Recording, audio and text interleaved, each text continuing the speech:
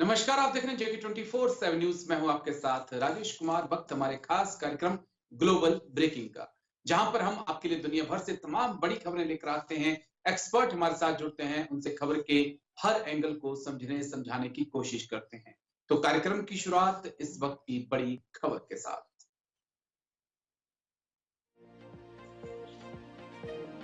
पाकिस्तान में आतंकवाद के खिलाफ कानून होगा सख्त, सुरक्षा बलों को ज्यादा ताकत देने की तैयारी में शरीफ सरकार। संदिग्धों को 3 महीने तक हिरासत में रखने का अधिकार। बलूचिस्तान और खैबर पख्तूनख्वा में इसका ज्यादा असर होगा। पाकिस्तान में आतंकवाद के खिलाफ कानून होगा सख्त, सुरक्षा बलों को ज्यादा ताकत देने की तैयारी में शहबाज शरीफ।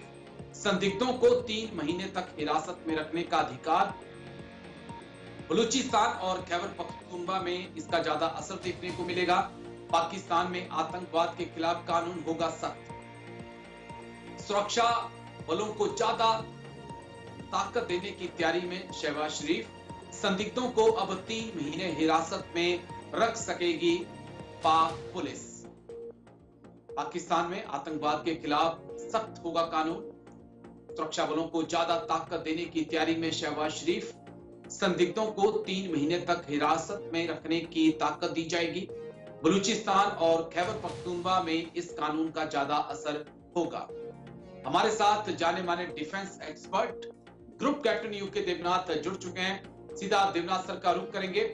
सर जय हिंद, बहुत बहुत शुक्रिया समय देने के लिए। सबसे पहले शुक्रिया sir. Group captain UK Devnath sir, ये जो कानून में थोड़ा सा बदलाव शहबाज शरीफ की सरकार लेके आई है पाकिस्तान में, 3 महीने तक अगर कोई संदिग्ध है आतंकवाद को लेकर तो उसे जेल में डाला जाएगा, हिरासत में रखा जा सकता है। अब क्या इसका असर होगा, क्या इसकी जरूरत आन पड़ी सर? राजेश, पहली चीज तो पाकिस्तान में जो आतंकवादी होते हैं उनको सरकारी पनाह मिलती है। कुछ आतंकवादियों को तो वजीफे मिलते हैं, कुछ ओके। आतंकवादियों को तो इनाम मिलते हैं। उनको इनाम के हिसाब से पैसा दिया जाता है, हथियार दिया जाता है। अब देखने वाली बात यह है कि ये आतंकवादी कौन है जिनको कि शहबाज शरीफ की सरकार अरेस्ट करने की कोशिश कर रही है या बिहाइंड द बार फेंकने की कोशिश कर रही है। पाकिस्तान में एक अजीब सा नियम है, अगर आप आतंकवादी हो तो वो गुनाह नहीं है। गुनाह यह है कि अगर आप आतंकवादी हो तो गुनाह तभी है अगर आप पाकिस्तान के अंदर कुछ कर दो। वहां पर तो आईएसआई ने, आर्मी ने पाले हुए हैं आतंकवादी गुटों को। एलईटी हो, जी जैश ए मोहम्मद हो, इन सब के जो जन्मदाता हैं पाकिस्तान की आर्मी है, आईएसआई है। वहां आतंकवादी अगर हिंदुस्तान पर हमला करने के लिए राजी हो जाए, अगर जेएंडके में एक हथगोला और एक AK-47 या आजकल M4 राइफल लेकर घुसने के लिए राजी हो जाए, तो वो बड़ा जी, अच्छा आतंकवादी है। तो वो पाकिस्तान की देशभक्त हो जाएगा। दिक्कत यह है कि वो जी ढूंढ नहीं पा रहे हैं कि अच्छा आतंकवादी कौन है, बुरा आतंकवादी कौन है। वो ये उम्मीद करते हैं कि जो आतंकवादी वो पाल रहे हैं, सांप के बच्चे को दूध पिलाकर, वो सोच रहे हैं वो अच्छा जी आतंकवादी रहेगा। उनके कहने पर हमेशा या तो अफगानिस्तान में जाके गड़बड़ी करेगा या हिंदुस्तान में कश्मीर में आके गड़बड़ी करेगा। वो समझ नहीं रहे कि आतंकवादी आतंकवादी होता है। वो कल तक अच्छा था, आज सुबह कुछ हो जाए वो नाराज हो जाएगा, पाकिस्तान के अंदर ही बॉम्ब ब्लास्ट कर देगा। जहां तक ये नया कानून बना है, मैं ये बता दूं कि पाकिस्तान की आर्मी के पास और सुरक्षा बलों के पास पहले से भी इस तरह के कानून पावर में थे। वो लोग, सिर्फ ये है जी कि उनका ऑन ग्राउंड इंप्लीमेंटेशन नहीं होता। वहां पे ऑन ग्राउंड अगर आप एक आम पुलिस वाले से बात करोगे, सिविलियन पुलिस वाले से बात करोगे, वो तो कह ही देते हैं साहब हम फलाने फलाने आतंकवादी को जानते हैं, कहां रह रहा है, लेकिन अरेस्ट नहीं कर सकते क्योंकि ऊपर से हुक्म आया है कि उसको तंग नहीं करना है। तो पाकिस्तान का कुछ जी। नहीं होने वाला, कानून वो कितने भी बना ले, जब तक लेकिन लेकिन आईएसआई सर और सर सर आर्मी देवनाथ चाहेगी सर, आतंकवादी फ्री घूमेंगे। ठीक है देवनाथ सर, लेकिन जिस प्रकार से हाल के हमने सालों में देखा है कि बलूचिस्तान से कई युवाओं को गायब कर दिया गया, जिसे पुलिस ने, रेंजर ने उठाया, फिर वो लौट कर नहीं आए। खैबर पख्तूनख्वा में भी कुछ ऐसा ही देखने को मिला। तो क्या ये जो कानून शहबाज लेकर आए हैं, इसका और गलत उपयोग होगा, गलत इस्तेमाल होगा? बलूचिस्तान में युवाओं को उठाने के, लोगों को गायब करने के लिए? सर, पाकिस्तान में कुछ भी मुमकिन है।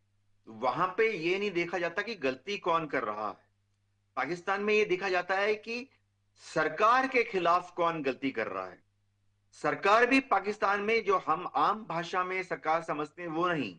पाकिस्तान में इसका जी, मतलब है एस्टेब्लिशमेंट के खिलाफ कौन कार्रवाई कर रहा है या बोल रहा है। वहां एक अजीब सी चीज है। जैसे हम बोलते हैं कि भारत विरोधी कार्रवाई, वहां पर ऐसी कोई चीज नहीं है कि पाकिस्तानी विरोधी कार्रवाई। वहां पर जी, अगर एक आतंकवादी अगर डीप स्टेट के विरोधी को मार देता है, पाकिस्तान में अगर एक दहशतगर्द या चोर डाकू लफंगा जो भी है, अगर वो आईएसआई के दुश्मन एजेंट को मार देता है तो उसकी पूजा की जाती है। तो ओके, पाकिस्तान में देश सेवा नहीं है। पाकिस्तान में ना ही सरकारी विरोधी कोई काम करता है। सरकार वहां 25% सरकार ऐसी है जो कि आईएसआई सपोर्टेड है, आर्मी सपोर्टेड है, डीप स्टेट जिसे हम बोलते हैं। जी, अगर आपने पाकिस्तान में चल, डीप स्टेट के विरुद्ध काम किया, आपके सवाल का जवाब दे रहा हूं, तो फिर आपके जी, विरुद्ध कार्रवाई होगी। अभी जैसे चीन है, ओके, चीन बहुत दबाव डाल रहा है पाकिस्तान की एस्टेब्लिशमेंट के ऊपर कि चीनी लोगों के ऊपर या सीपैक का जो इंफ्रास्ट्रक्चर है उस पर हमले हो रहे हैं। तो इन लोगों को दुश्मन माना जाएगा क्योंकि ठीक है sir, CPEC, China, deep state और के साथ पाकिस्तान की आर्मी के साथ दोस्ती है, इन्वॉल्व है। जी। ठीक है सर। मैं और अगर अपने दर्शकों के लिए इसे सरल भाषा में समझाना चाहूं तो मैं ऐसे समझा सकता हूं कि आप शहबाज शरीफ को बुरा भला बोलिए, बिलावल भुट्टो को बोलिए, लेकिन अगर आप आईएसआई और पाक आर्मी के हितों को चोट पहुंचाएंगे तो फिर आपको तगड़ा नुकसान वहां पर हो सकता है। चलिए मैं लौटता हूं सर, एक और बड़ी खबर आ रही है, उसके बाद मैं आपके पास आता हूं।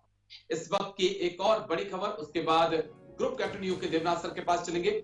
चीन बढ़ा रहा गुआम किलर परमाणु मिसाइलों की संख्या। अमेरिका का गुआम बेस होगा DF-26 का निशाना। DF-26 मिसाइल की रेंज 5000 किलोमीटर से ज्यादा, 1200 से 1800 किलोग्राम के परमाणु हथियार ले जाने में सक्षम। चीन बढ़ा रहा गुआम किलर परमाणु मिसाइलों की संख्या। चीन बढ़ा रहा गुआम किलर परमाणु मिसाइलों की संख्या। अमेरिका का गुआम बेस होगा DF-26 का निशाना। DF-26 मिसाइल की रेंज 5000 किलोमीटर से ज्यादा है, 1200 से 1800 किलोग्राम के परमाणु हथियार ले जाने में ये सक्षम है। तो क्या वाकई में चीन एक बड़ी जंग की तैयारी कर रहा है अमेरिका के खिलाफ? क्योंकि जिस प्रकार से चीन की सैन्य तैयारियां हैं वो तो साफ दिखा रही हैं कि आने वाले वक्त में चाइना और अमेरिका का टकराव हो सकता है और चीन उसी की तैयारी करने में लगा हुआ है।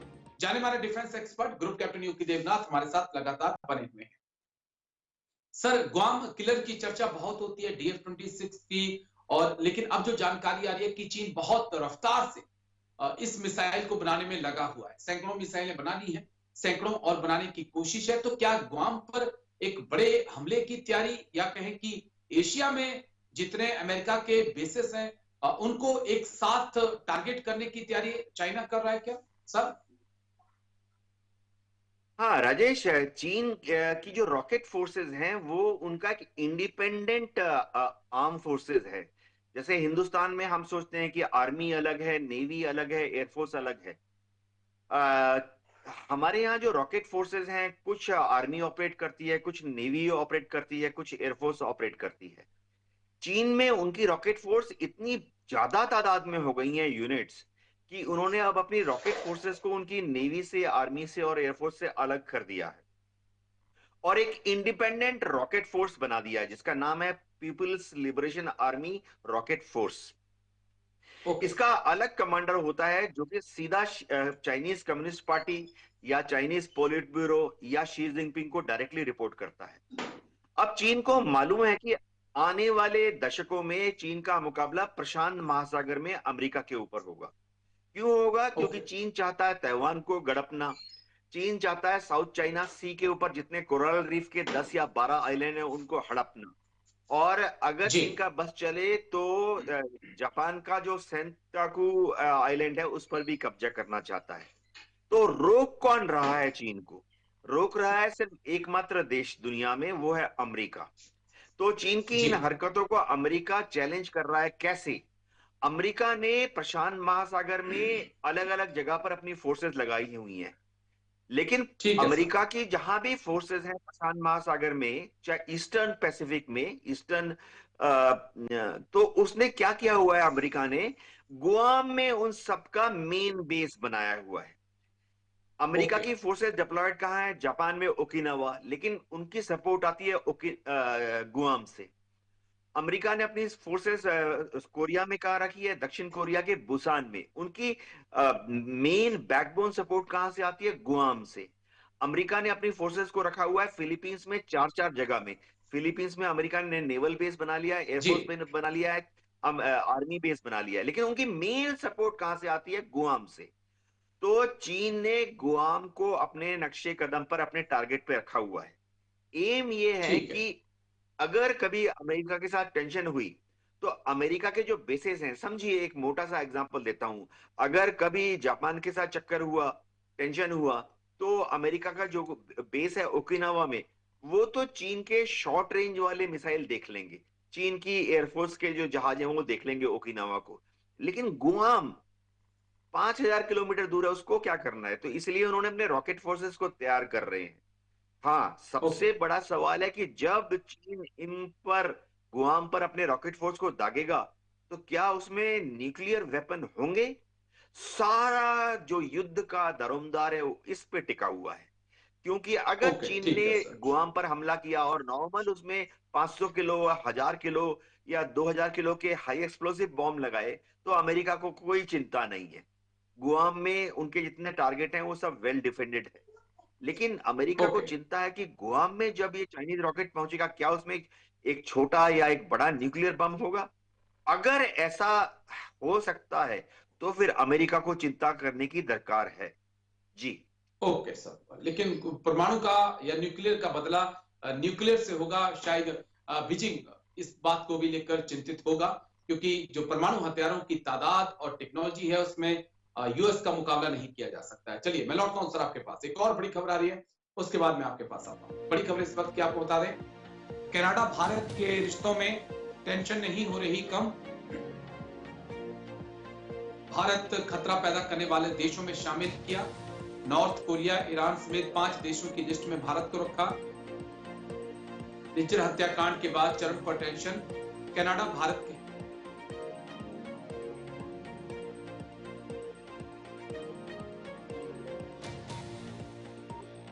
देशों की लिस्ट में भारत, निज्जर हत्याकांड को लेकर आमने सामने भारत कनाडा, कनाडा भारत के रिश्तों में टेंशन नहीं हो रही कम, कनाडा भारत के रिश्तों में टेंशन नहीं हो रही कम, भारत खतरा पैदा करने वाले देशों में शामिल किया कनाडा ने, नॉर्थ कोरिया, ईरान समेत 5 देशों की लिस्ट में भारत को रखा, निज्जर हत्याकांड को लेकर आमने सामने हैं भारत कनाडा। सीधा हम अपने experts group captain UK Devnath sir के पास चलेंगे। देवनाथ सर, जस्टिन ट्रूडो को क्या हो गया है? समझ से बाहर चीजें चल रही हैं, जिस प्रकार से वो लगातार भारत के साथ रिश्तों को बिगाड़ने में लगे हैं। यकीन मानते हैं कि उनको पॉलिटिकल फायदा इसका हो जाएगा, लेकिन दोनों देशों के संबंधों को बहुत ज्यादा नुकसान होगा। जिस प्रकार से नॉर्थ कोरिया, ईरान जैसे देशों के साथ भारत को शामिल कर दिया और कहा कि भारत बहुत बड़ा खतरा कनाडा के लिए। सर राजेश, कनाडा में अगले साल सितंबर में इलेक्शन होने वाले हैं। जस्टिन ट्रूडो की सरकार माइनॉरिटी सरकार है, यानी वो अपने बलबूते पर खड़ी नहीं है। छोटे छोटे जी धड़ों से, जैसे कि जगमीत सिंह का ग्रुप है, सिख फॉर जस्टिस फोरम, ये सब की मदद से कनाडा की सरकार जिंदा है, सांस ले रही है।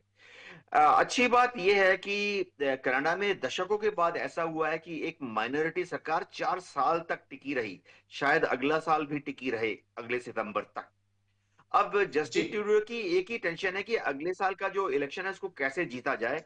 ना सिर्फ उसको जीता जाए, वरन इस तरह से जीता जाए कि उनकी अपने बलबूते पर सरकार बन जाए, उनको बाहर से किसी भी छोटी मोटी माइनॉरिटी या धार्मिक या सिख या आतंकवादी या खालिस्तान पार्टी की सपोर्ट ना लेनी पड़े।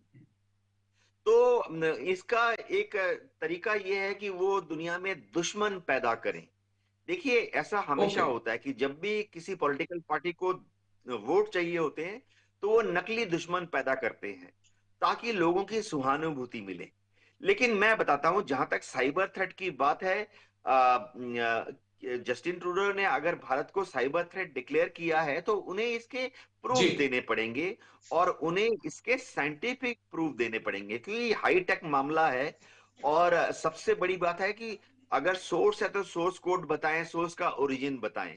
क्योंकि नॉर्थ जी कोरिया, रूस, चीन से अगर उनके ऊपर साइबर अटैक हो रहे हैं, तो उसका जो मेन सर्वर है साइबर अटैक का, वो कहाँ है? नॉर्थ कोरिया में है, रूस में है, चीन में है। तो अगर वो जी दावा करते हैं कि भारत से उनके ऊपर साइबर अटैक हो रहे हैं, तो उन्हें भारत की सरकार को, दोनों ही डेमोक्रेटिक कंट्रीज हैं, दोनों के आने से जी आपस जी। में बात करते रहते हैं, उन्हें हमें प्रूफ देना पड़ेगा, टेक्निकल प्रूफ देना पड़ेगा। एक और चलिए। चीज है ओ, कि अगर जी कनाडा भारत को दुश्मन समझता है, तो इसमें हमें चिंता की कोई बात नहीं है, क्योंकि पिछले कुछ सालों में कनाडा और भारत के बीच में जो व्यापार है, वो 63% बढ़ा है। तो भारत जो है ओके। इस वक्त एक मजबूत स्थिति में है।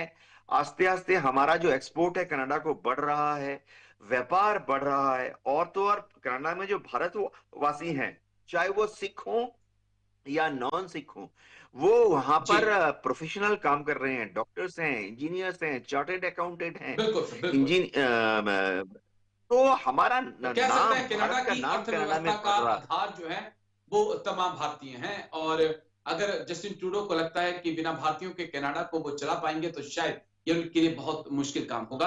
मैं लौटता हूं सर आपके पास, एक और बड़ी खबर आ रही है इस वक्त की। ईरान इजराइल टेंशन के बीच से बड़ी खबर। अमेरिका ने मिडिल ईस्ट में भेजे महाविनाशक हथियार। B-52 bombers aircraft carrier America ने रवाना किया। अमेरिका ने ईरान को दे दी है सीधी चेतावनी। B-52 bombers aircraft carrier America ने रवाना किया। अमेरिका ने मिडिल ईस्ट में भेजे महाविनाशक हथियार। B-52 bombers aircraft carrier America ने भेजा। अमेरिका ने ईरान को दे दी है सीधी चेतावनी। अमेरिका ने मिडिल ईस्ट में भेजे महाविनाशक हथियार।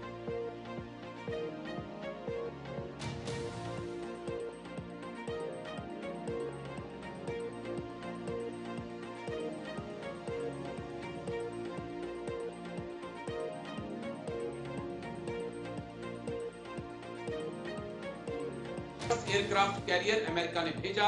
अमेरिका ने ईरान को दे दी सीधी चेतावनी।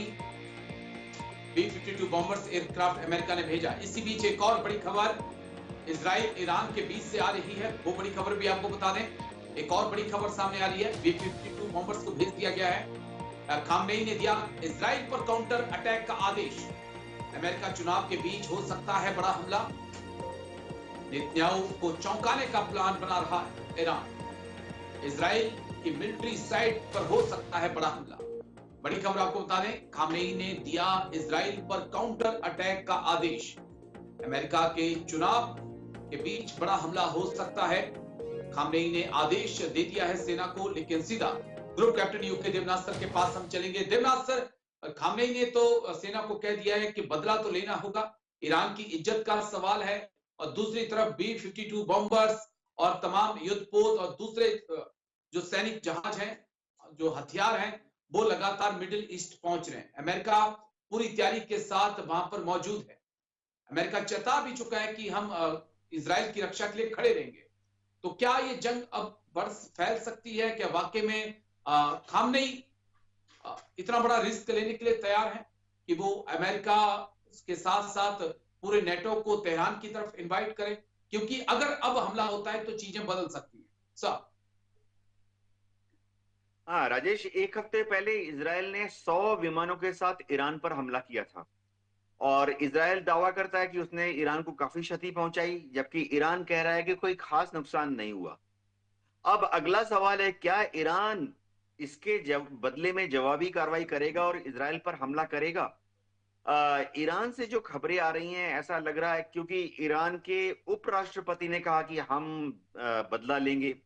अयतुल्ला खोमेनी जो हैं वो भी जरा कट्टरवादी माने जाते हैं। लेकिन अच्छी बात यह है कि उनके जो राष्ट्रपति हैं पेजेश्कियन, वो जरा नरम प्रवृत्ति के हैं, मॉडरेट हैं। जी अमेरिका, यूरोप में उनकी अच्छी पैठ है। सबसे बड़ी बात है कि वो बदले की राजनीति या बदले की मिलिट्री स्ट्रेटेजी में यकीन नहीं करते हैं। तो मेरा ये अंदाजा है कि पेजेश्कियन काफी दबाव डालेंगे कि फिलहाल ईरान हमला ना करे इसराइल के ऊपर, क्योंकि उसने इस पे हमला किया, इसने बदला लिया, जी इसने उस पर हमला किया, उसने बदला लिया। ऐसे तो ये तो किसी भी देश के लॉन्ग टर्म स्ट्रेटेजिक ऑब्जेक्टिव में फिट नहीं होता। ईरान की लॉन्ग टर्म स्ट्रेटेजिक ऑब्जेक्टिव क्या है? ईरान की लॉन्ग टर्म स्ट्रेटेजिक ऑब्जेक्टिव ये है कि वो ईस्ट वेस्ट एशिया में अपना दबदबा बनाए रखे। जी सऊदी अरब और तुर्की के मुकाबले अपने को ज्यादा, अरब वर्ल्ड में या मुस्लिम वर्ल्ड में अपने को ज्यादा पावरफुल दिखाए। सबसे बड़ी बात है, वो चाहता है कि थोड़ा सा उसके हाथ में कोई लीवर हो, चाहे हिजबुल्लाह, चाहे ओके हमास, चाहे हुती, ताकि वो इसराइल को थोड़ा सा दबा के रख सके। ईरान को मालूम ठीक है है कि वो किसी भी तरह से इसराइल को निस्तनाबूत यानी मिट्टी में नहीं मिला सकता। तो मेरा ये जी अंदाजा है कि ईरान इस बार हमला नहीं करेगा। हाँ, अमेरिका ने चलिए एज ए ऐसी उम्मीद काउंटर कर सकते हैं। जी स्ट्रेटेजी जी अपने B-52 को डिप्लॉय किया है। वो नॉर्मल प्रिकॉशन है, अमेरिका पहले भी ऐसा करता रहा है। जी। ठीक है सर, चलिए मैं लौटता हूँ आपके पास, क्योंकि बांग्लादेश से इस वक्त की एक और बड़ी खबर सामने आ रही है। बांग्लादेश से बड़ी खबर, बांग्लादेश में हजारों हिंदुओं ने किया प्रदर्शन। मोहम्मद यूनिस से हिंदुओं ने सुरक्षा की मांग की। हिंदू नेताओं पर दर्ज देशद्रोह का केस वापस करने की मांग। 4 अगस्त के बाद से कई हिंदुओं पर केस हुए हैं। बांग्लादेश में हजारों हिंदुओं ने किया प्रदर्शन। मोहम्मद यूनिस से की हिंदुओं को सुरक्षा देने की मांग। हिंदू नेताओं पर दर्ज देशद्रोह का केस वापस करने की मांग की। 4 अगस्त के बाद हिंदुओं पर 2000 से अधिक हमले दर्ज किए गए हैं। Group captain UK Devnath sir के पास हम चलेंगे। सर, नोबेल पीस पुरस्कार मोहम्मद यूनिस को अमेरिका ने दिया पीस के नाम पर, लेकिन जब से मोहम्मद यूनिस आए हैं वो बांग्लादेश को कट्टरवादिता की तरफ ले जाते हुए ज्यादा दिखाई पड़ रहे हैं। कई बार ऐसा लगता है कि जमाते इस्लामी मोहम्मद यूनिस के विवेक पर भारी पड़ने लगी है, और जो वहां पर 7, 8, 9% हिंदू हैं उनके सामने एक बड़ा खतरा पैदा कर दिया गया है। सर अच्छा, मोहम्मद यूनिस तो नाम के वास्ते बांग्लादेश के लीडर हैं। ये समझना पड़ेगा कि उनकी एज ए प्राइम मिनिस्टर कोई ताकत, कोई हैसियत है नहीं। अपने बल पर जी वो शायद एक भी कैंडिडेट को ना जिता पाए, अपने बल पर वो शायद 10 वोट भी हासिल ना कर पाए। वो पावर में है, खालिदा जिया बेगम बेगम की जी आशीर्वाद से ही पावर में है। वो वहां प्राइम मिनिस्टर हैं क्योंकि जमात इस्लामी ने उनको उठाकर गलियों से, विदेशों से लाया, विदेशों की गलियों से लाकर उनको कुर्सी में बिठा। तो अभी जो वहां त्योहार का मौका था, दुर्गा पूजा, दिवाली का, काली पूजा का मौसम था, हिंदुओं पर कुछ हमले हुए हैं। और हिंदू जो हैं वो बार बार अपनी सरकार के सामने जा रहे हैं कि उनको प्रोटेक्शन दी जाए। वहां पर अंतरिम सरकार है और अंतरिम सरकार के बस में कुछ भी नहीं है। आप देखिए, उनके कॉन्स्टिट्यूशन में लिखा हुआ है कि अंतरिम सरकार जो है 3 महीने में इलेक्शन कराए, करा नहीं पाए। उन्होंने बोला 6 महीने में करा। अब बोल रहे हैं कि 6 महीने में भी इलेक्शन नहीं करा पाएंगे। अंतरिम सरकार जो है वो बोल रही है, वो बोल रही है 1 साल लग जाएगा। इसका मतलब क्या है कि खालिदा बेगम की जो पार्टी है या जमात इस्लामी है, उनको मालूम है कि अगर इलेक्शन करा लिए तो शेख हसीना की जो पार्टी है अवामी लीग, वो बहुत अच्छी तरह से जीत जाएगी। क्योंकि बांग्लादेश में जितने पढ़े लिखे लोग हैं, नरमपंथी लोग हैं, मॉडरेट्स हैं, बुद्धिजीवी हैं। सबसे बड़ी बात है बांग्लादेश में, मैं हिंदुओं की नहीं बात कर रहा, बाकी जो माइनॉरिटी हैं वो भी जो हैं आंख बंद करके शेख हसीना की अवामी लीग पार्टी को वोट देंगी। तो जब वोट होंगे तो अगर अवामी लीग को और शेख हसीना को इन्होंने इलेक्शन में खड़ा करने की अनुमति दी, तो ये छोटी मोटी जो मच्छर मक्खी हैं, जमाते इस्लामी वगैरह, ये आंधी में धूल की तरह से उड़ जाएंगे। तो अमेरिका ने भी जब थोड़ा दबाव डाला हुआ है। ट्रंप ने तो कल थोड़ा ज्यादा ही बोल दिया कि बांग्लादेश बिल्कुल पे हिंदुओं पर जो हो रहा है वो सही नहीं है। तो मेरे ख्याल से ट्रम्प ने जो कहा है वो राजनीतिक दृष्टि से सही है, लेकिन आमतौर पे अमेरिकन पॉलिटिशियंस इतना खुल के बोलते नहीं है। तो लेकिन बांग्लादेश वो में डोनाल्ड ट्रंप इसके लिए जाने मोहम्मद जाते यूनुस हैं। को लेकिन थोड़ा हिंदुओं को प्रोटेक्शन देना मोहम्मद पड़ेगा। यूनुस के सामने बड़ी कठिन परीक्षा है सर, और एक बड़ी उम्मीद बनकर बांग्लादेश में मोहम्मद यूनुस आए थे, लेकिन कहें तो उन उम्मीदों पर फिलहाल मोहम्मद यूनुस सही नहीं उतर पाए हैं। लेकिन बहुत बहुत शुक्रिया आपका group captain UK Devnath sir, हमारे साथ जुड़ने के लिए, तमाम पहलुओं पर इतनी बारीकी से बात रखने के लिए। तो डिफेंस स्पेशल में आज मेरे साथ इतना ही, कल फिर होगी मुलाकात, दीजिए इजाजत, नमस्कार।